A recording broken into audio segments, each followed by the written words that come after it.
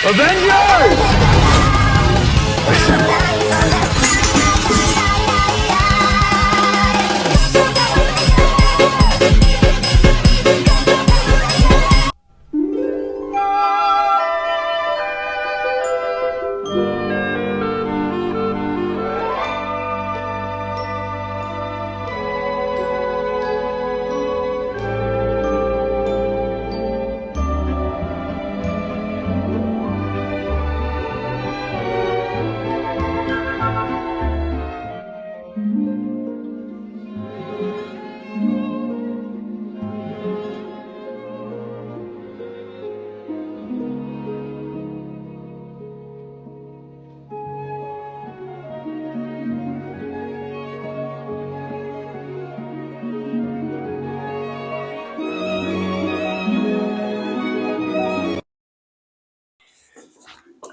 Baik, jenis kesantunan yang terlibat dalam senario sebentar tadi adalah kesantunan penulisan.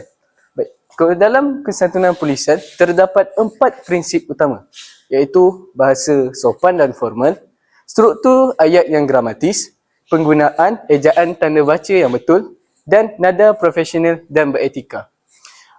Dalam kesantunan penulisan, ini sesuai digunakan dalam penulisan akademik, surat rasmi dan email profesional.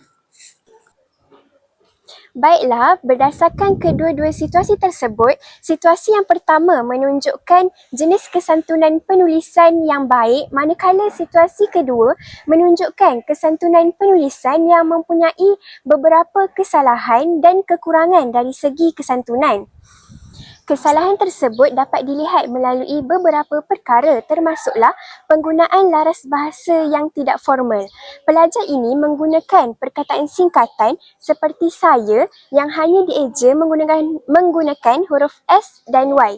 Ini menunjukkan penggunaan laras bahasa media sosial yang tidak sesuai dan kurang profesional untuk urusan rasmi atau formal. Selain itu, pengenalan diri pelajar juga tidak lengkap. Pelajar tidak menyatakan nama penuh dan dari kelas mana yang secara tidak langsung memberikan tanda tanya kepada pensyarah untuk mengenal pasti identiti pelajar tersebut. Situasi ini akan menjadi lebih buruk kerana pelajar menggunakan nada imperatif atau mengarah melalui ayat nanti reply yang dianggap kurang sopan dalam budaya akademik antara guru dan pensyarah. Akhir sekali, ketiadaan subjek dalam email tersebut menunjukkan kegagalan pelajar dalam menghargai masa pensyarah.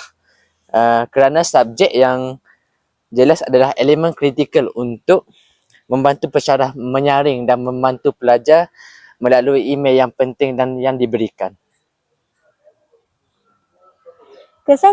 Email tersebut dari sudut pensyarah mungkin akan berasa kurang senang dan merasakan dirinya tidak dihormati oleh pelajar tersebut.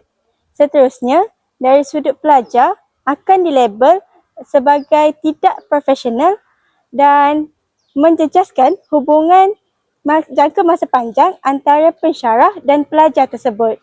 Bagi email pula, mungkin tidak akan dibalas dan lambat dibalas oleh pensyarah kerana pensyarah berhak untuk mengabaikan sebarang email yang tidak mematuhi etika komunikasi antara pensyarah dan pelajar. Untuk penambahbaikan dalam penulisan tersebut adalah kita perlu menggunakan penggunaan sapaan dan kata yang sopan.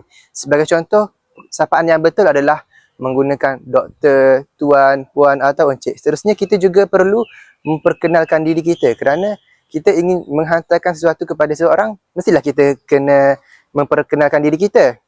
Dan juga kita perlu elakkan daripada menggunakan ayat yang mendesak. Singkat kata, sebelum mengakhiri kita hantar penulisan tersebut kepada pensyarah, kita perlu menyemak semula tugasan kita dengan teliti supaya kesalahan-kesalahan tidak lagi terdapat dalam penulisan tersebut.